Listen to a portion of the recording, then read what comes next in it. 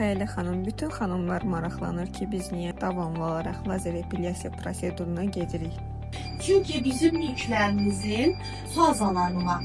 Anagen, katagen, telogen fazalar. Anagen fazada olan tüklər 15-20 faz tüklər var ki, həmin faza. Tükün köklər, kök hüceyrə ilə bağlılığı var. Biz epilyasiya eləmək, kök hüceyriyə təsir edir və epilyasiyamız doğrudan da həyata keçmiş olur. Telogen fazada o demək ki, tük artıq kökdən ayrılıb istirahət dövründədir. O tük epilyasiya olmasa belə düşəcək və yenisi inkişaf edib çıxacaq. Həmin dövrdə olan tüklərə təsir edən, həmçinin də katagen fazada da artıq kökdən ayrılıb yetişib dəri səthindən çıxmaq istədir. Biz tüklərə baxanda onun hansı fazada olduğunu biz görə bilmirik. Biz 8 seans deyirik ki, hər fazada 1-2 həftə çəkib. Deyək ki, anagen fazadadır, 2 həftədən sonra isə digər fazalardadır.